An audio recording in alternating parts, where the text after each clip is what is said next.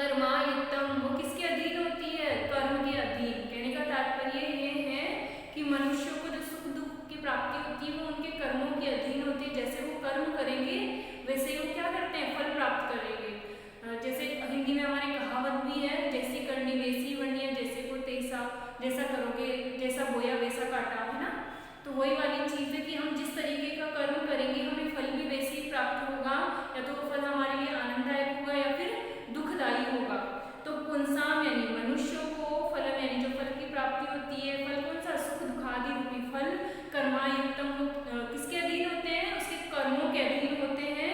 बुद्धि ही कर्मानुसारिणी, वो जो उसको बुद्धि प्राप्त होती है, इंटेलिजेंस, बुद्धि, जो उसको बुद्धिमानी प्राप्त होती है वो भी किसके अनुसार होती है? कर्मानुसारिणी, कर्म के अनुसार होती है। कैसे कर्म? उसके पूर्व काल में किए गए कर्मों के अनुसार उसे बुद्धि प्राप्त होती है। तथापि फिर भी ऐसा हमें ज्ञात है, ऐसा बुद्धिमान व्यक्तियों को ज्ञात है, तथापि ऐसा ज्ञात होने पर भी सुधिया यानी जो बुद्धिमान व्यक्ति होते हैं उनको सुविचार्य एवं अच्छी तरह से विचार करके ही पूर्वता यानी जो अपने कार्य हैं उनको भाव्यम करने, पूर्वता यानी कार्य को करने वाला भाव्यम यानी होना चाहिए। सुधिया यानी बुद्धिमान मनुष्य को तथापि फिर भी सुविचार्य एवं अच्छी प्रकार से भली भांति विचार पूर्वता यानी विचार करके पूर्वता यानी कार्य को करने वाला भाव्यम यानी होना चाहिए। यद्यपि मनुष्य को ज्ञात है कि जो उसके सुख दुखादि भाव है वो उसके कर्मों के अधीन है, पूर्वकृत कर्मों के अधीन, और जो उसे बुद्धि मिलेगी वो भी पूर्वकृत कर्मों के अनुसार ही है, लेकिन वर्तमान में अगर वो फिर भी काम करे तो उस बुद्धिमान व्यक्ति को क्या करना चाहिए? उस कार्य को करने से पहले अच्छी तरीके से सोच लेना चाहिए और फिर सोच विचार करके ही उस कार्य को करना चाहिए। अगला है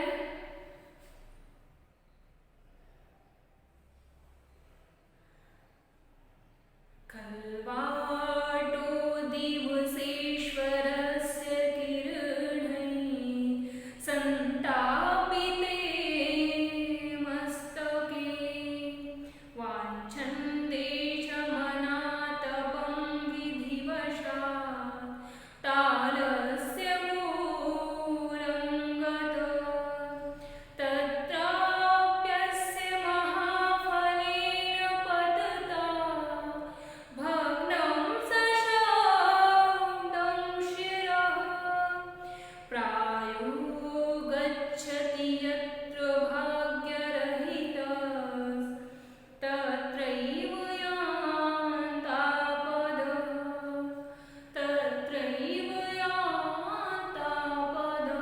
शार्दूलविक्रीडितं छंद में निबद्ध है हमारा यह श्लोक, और महाकवि ने इसमें भाग्यहीन व्यक्ति के साथ हमेशा विपत्ति, या जो भाग्यहीन व्यक्ति हमेशा उसके साथ विपत्तियां रहती ही है, और कहने का मतलब यह है कि भाग्य ही सर्वश्रेष्ठ है, इस बात को बताया है।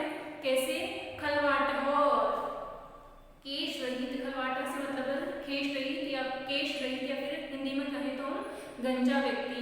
खलवाटा केश रहित व्यक्ति दिवसेश्वरस्य किरणैः, दिवसेश्वरस्य, दिवस ईश्वरस्य, दिवसः ईश्वरस्य, दिवस का मतलब दिन का, ईश्वरस्य यानी स्वामी कौन होता है? सूर्य।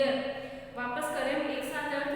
खलवाटः यानी केश रहित व्यक्ति, दिवसेश्वरस्य यानी सूर्य की, किरणैः यानी किरणों से, किरणों के द्वारा, संतापिते मस्तके, संतापिते मस्तके मस्तके यानी सिर में, संतापित यानी संतापित होता हुआ, उसको आहत होता हुआ। वापस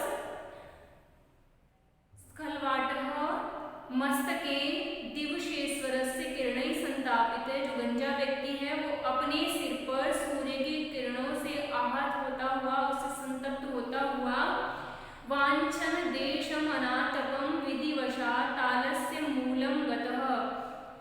अनातपम देशम, ये 3 शब्द है इसमें, वांछन देशम अनातपम, अनातपम देशम, बिना तप वाली यानी छाया युक्त, देशम यानी स्थान को, वांछन यानी चाहता हुआ, विधिवशात् यानी भाग्य से, तालस्य मूलं गतः, ताल का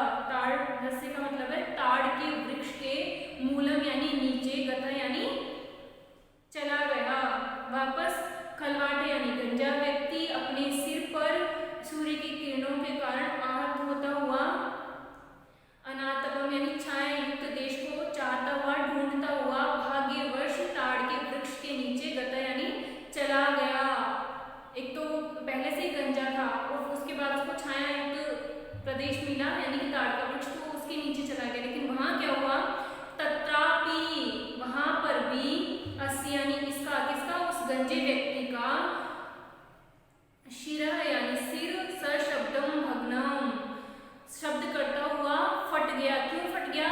महाफलेन पतता, उस ताड़ के वृक्ष का जो बड़ा सा फल था उसके पतता यानी गिरने से। इसका वापस अर्थ कर रही हूँ। तत्रापि वहां पर भी महाफलेन पतता, उस पेड़ के महान फल के गिरने से अस्य यानी इस गंजे व्यक्ति का शिर यानी जो सिर है सब शब्दम भग्नम आवाज करता हुआ, भग्नम यानी फट गया। प्रायः इसलिए कहते हैं कि प्रायः भाग्य रहित, यहाँ पर है ना भाग्य रहित तत्रैव, तो भाग्य रहित तत्र एव, भाग्य रहित यत्र गच्छति, जो भाग्यहीन व्यक्ति है, यत्र गच्छति जहाँ जाता है, तत्र एव आपदः यान्ति, वहीं पर क्या जाती है?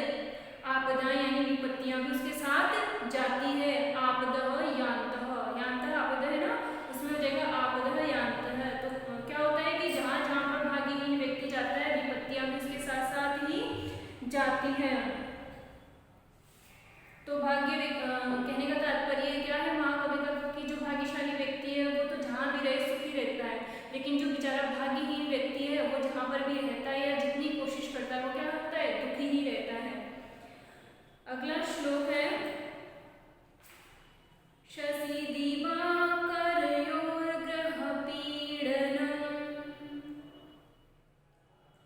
गज भुजंग मयोरपि बंधनम् मतिमतां च विलोक्य दरिद्रताम्।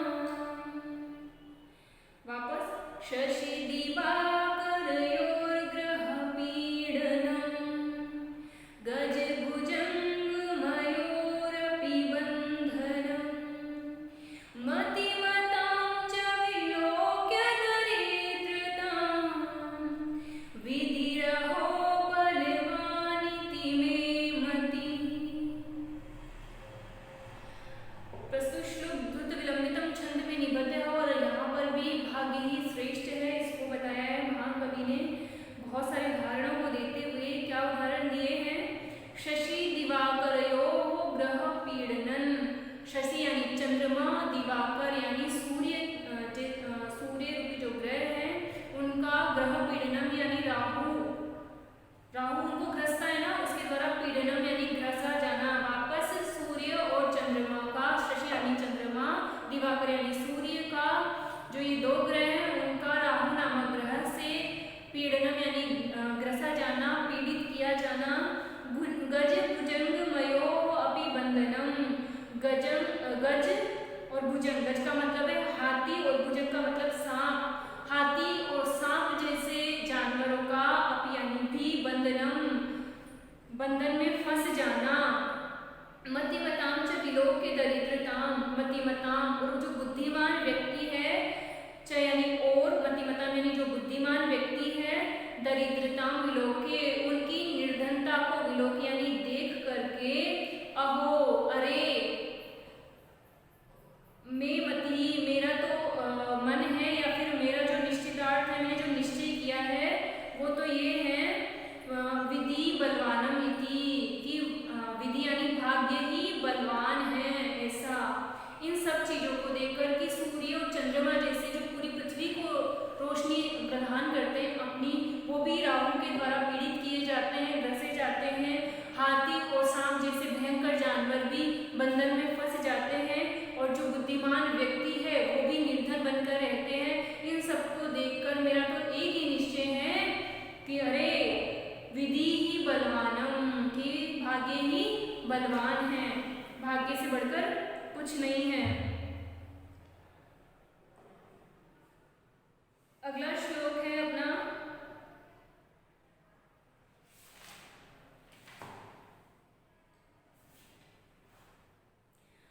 सृजति तावदशेष गुणाकरं पुरुषरत्नमलङ्करणं भुवः तदपि तत्क्षणभङ्गे करोति चेत्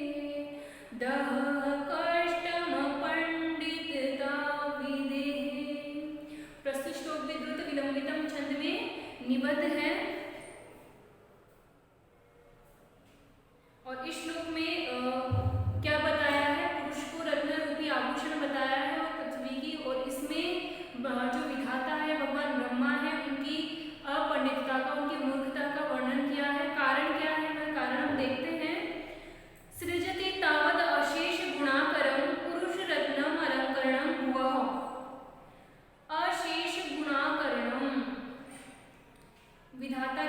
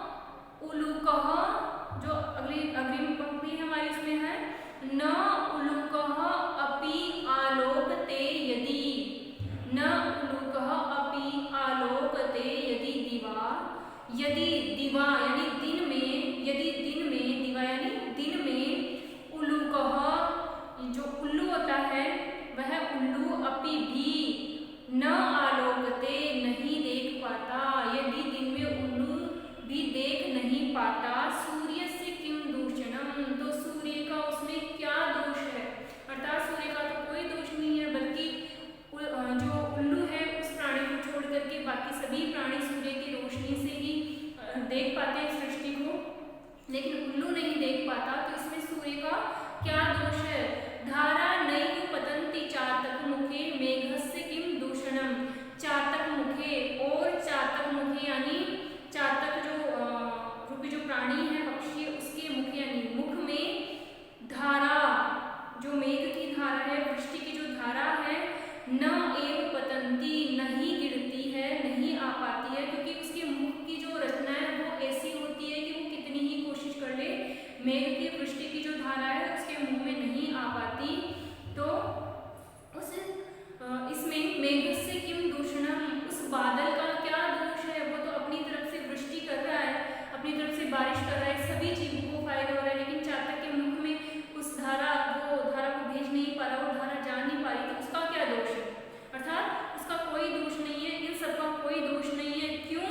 क्योंकि यद पूर्वम विधिना ललाट लिखितम, विधिना जो विधाता के द्वारा, ब्रह्मा के द्वारा, यद पूर्वम जो पूर्व में विधाता के द्वारा ललाट लिखितम अपने भाग्य में लिख दिया गया है, अपने ललाट पे, अपने मस्तक पे, अपने भाग्य में लिख दिया गया है, तन्मार्जितुम कक्षम, उसको मार्जितुम यानी मिटाने में, कक्षम कौन सक्षम है, अर्थात कोई नहीं है, जो भाग्य में पहले से लिख दिया है वो तो आपको मिलेगा ही मिलेगा, उसको आप मिटाने में सक्षम नहीं होता।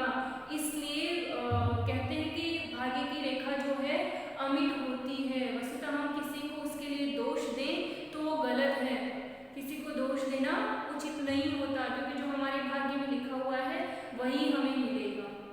धन्यवाद।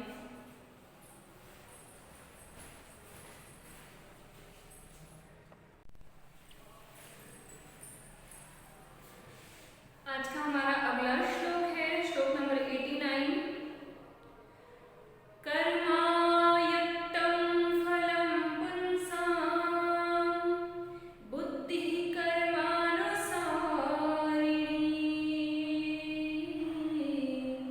तथापि सुधिया भाव्यं सुविचारैव कुर्वता। प्रस्तुत श्लोक में अनुष्टुप छंद है और यहाँ पर महाकवि ने हमारे कर्म का क्या महत्व, हमारे परिश्रम का क्या महत्व है उसी का वर्णन किया है और हमें कर्म किस तरीके से करना चाहिए।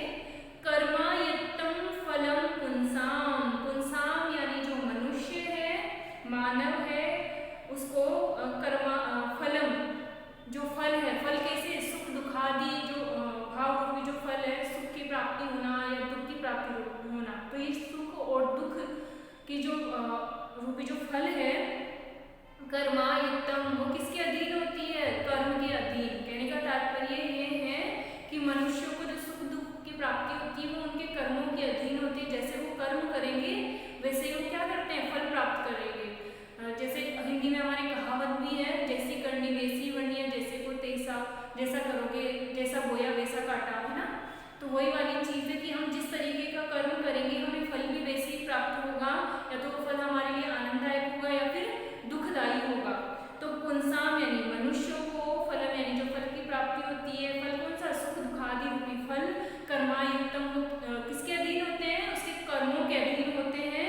बुद्धि ही कर्मानुसारिणी, वो जो उसको बुद्धि प्राप्त होती है, इंटेलिजेंस, बुद्धि, जो उसको बुद्धिमानी प्राप्त होती है वो भी किसके अनुसार होती है, कर्मानुसारिणी, कर्म के अनुसार होती है। कैसे कर्म, उसके पूर्व काल में किए गए कर्मों के अनुसार उसे बुद्धि प्राप्त होती है। तथापि फिर भी ऐसा हमें ज्ञात है, ऐसा बुद्धिमान व्यक्तियों को ज्ञात है, तथापि ऐसा ज्ञात होने पर भी सुधिया यानी जो बुद्धिमान व्यक्ति होते हैं उनको सुविचार्य एवं अच्छी तरह से विचार करके ही पूर्वता यानी जो अपने कार्य हैं उनको भाव्य करने, पूर्वता यानी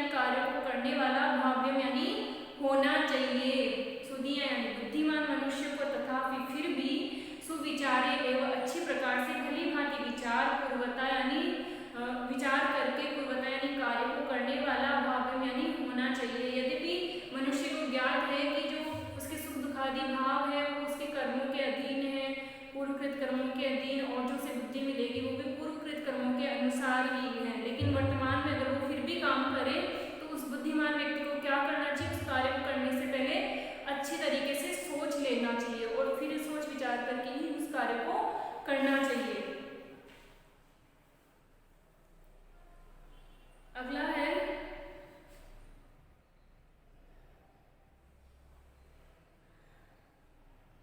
खल्वाटो दिवसेश्वरस्य किरणैः संतापिते मस्तके वाञ्छन्ते शमनातपं विधिवशात् तालस्य मूलं गतः तत्राप्यस्य महाफलेन पतता भग्नं सशब्दं शिरः प्रायो गच्छति यत्र भाग्यरहितस्तत्रैव यान्तापदः तत्रैव यान्तापदः।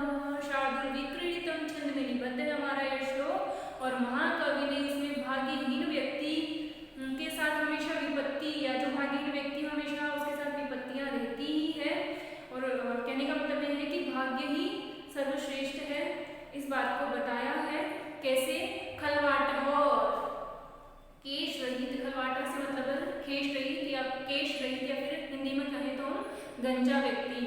खलवाटा केश रहित व्यक्ति दिवसेश्वरस्य किरणैः दिवसेश्वरस्य दिवसः ईश्वरस्य, दिवस का मतलब दिन का, ईश्वरस्य यानी स्वामी कौन होता है? सूर्य। वापस करें एक साथ अर्थ, खलवाटः यानी केश रहित व्यक्ति दिवसेश्वरस्य यानी सूर्य की किरणैः यानी किरणों के द्वारा संतापिते मस्तके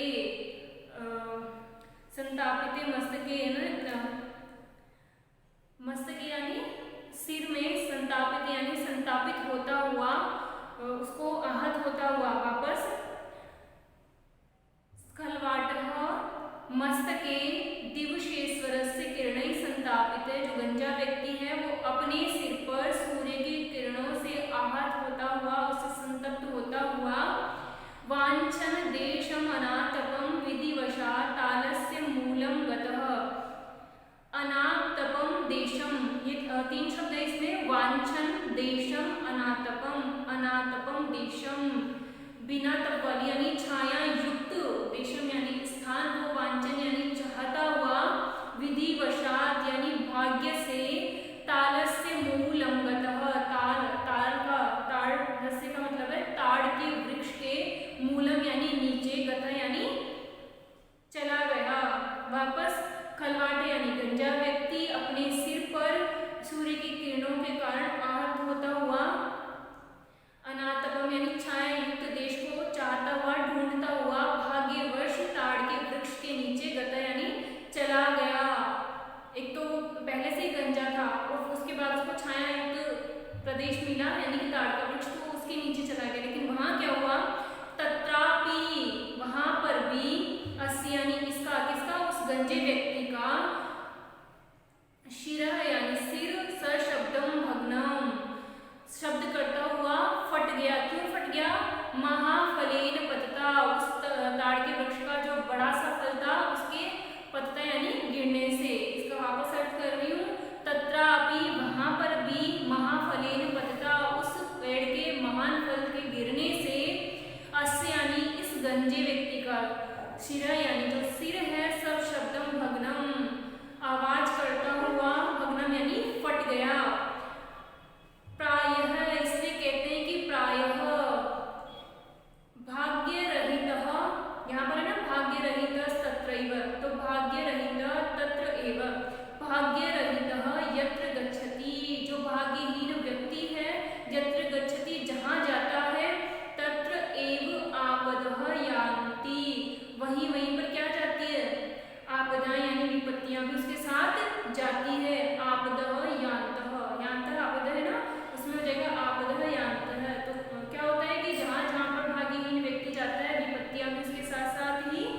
जाती है। तो कहने का तात्पर्य क्या है, महाकवि का कि जो भाग्यशाली व्यक्ति है वो तो जहाँ भी रहे सुखी रहता है, लेकिन जो बेचारा भाग्यहीन व्यक्ति है वो जहाँ पर भी रहता है या जितनी कोशिश करता है वो क्या होता है, दुखी ही रहता है। अगला श्लोक है शशि दिवाकरयोर्ग्रह पीडनम् गज भुजंग मयोरपि बंधनम् मतिमतां च विलोक्य दरिद्रताम्। वापस शशि दिवाकरयोर्ग्रह पीडनम् गज भुजंग मयोरपि बंधनम् मतिमतां च विलोक्य दरिद्रताम् विधिरहो बलवानिति मे मतिः। प्रस्तुत श्लोक द्रुत विलंबितम छंद में निबद्ध है और यहाँ पर भी भाग्य ही श्रेष्ठ है, इसको बताया है महाकवि ने बहुत सारे उदाहरणों को देते हुए। क्या उदाहरण दिए हैं, शशि दिवाकरयोः ग्रह पीडनन, शशि यानी चंद्रमा, दिवाकर यानी सूर्य रूपी जो ग्रह है उनका ग्रह पीडनम यानी राहु उनको ग्रसता है ना, उसके द्वारा पीडनम यानी ग्रसा जाना। वापस सूर्य और चंद्रमा का, शशि यानी चंद्रमा, दिवाकर यानी सूर्य का जो ये दो ग्रह हैं उनका राहु नामक ग्रह से पीडनम यानी ग्रसा जाना, पीड़ित किया जाना। गज भुजंग मयो अपि बंधनम, गज और भुजंग, गज का मतलब है हाथी और भुजंग का मतलब सांप, हाथी और सांप जैसे जानवरों का अपि यानी भी बंधनम बंधन में फंस जाना। मतिमताम च विलोक्य दरिद्रताम, मतिमताम और जो बुद्धिमान व्यक्ति है, च यानी और मतिमताम यानी जो बुद्धिमान व्यक्ति है, दरिद्रताम विलोक्य उनकी निर्धनता को विलोक्य यानी देख करके, अहो अरे, मैं मति मेरा तो मन है या फिर मेरा जो निश्चितार्थ है, मैंने जो निश्चय किया है वो तो ये है विधि बलवानम इति, कि विधि यानी भाग्य ही बलवान है ऐसा। इन सब चीजों को देखकर कि सूर्य और चंद्रमा जैसे जो पूरी पृथ्वी को रोशनी प्रदान करते हैं अपनी, वो भी राहु के द्वारा पीड़ित किए जाते हैं, ग्रसे जाते हैं। हाथी और सांप जैसे भयंकर जानवर भी बंधन में फंस जाते हैं और जो बुद्धिमान व्यक्ति है वो भी निर्धन बनकर रहते हैं। इन सबको देखकर मेरा तो एक ही निश्चय है कि अरे विधि ही बलवानम, कि भाग्य ही बलवान है, भाग्य से बढ़कर कुछ नहीं है। अगला श्लोक है अपना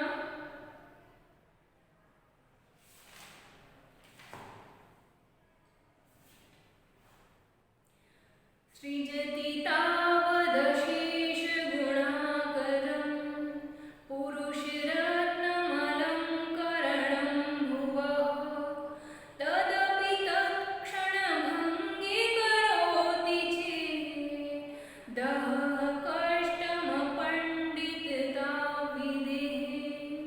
प्रस्तुत श्लोक भी द्रुत विलंबितम छंद में निबद्ध है और इस श्लोक में क्या बताया है, पुरुष को रत्न रूपी आभूषण बताया है और पृथ्वी की, और इसमें जो विधाता है भगवान ब्रह्मा है उनकी अपंडितता का, उनकी मूर्खता का वर्णन किया है। कारण क्या है, वह कारण हम देखते हैं। सृजति तावद अशेष गुणाकरम पुरुष रत्नम अलंकरणम भुवः। अशेष गुणाकरणम, विधाता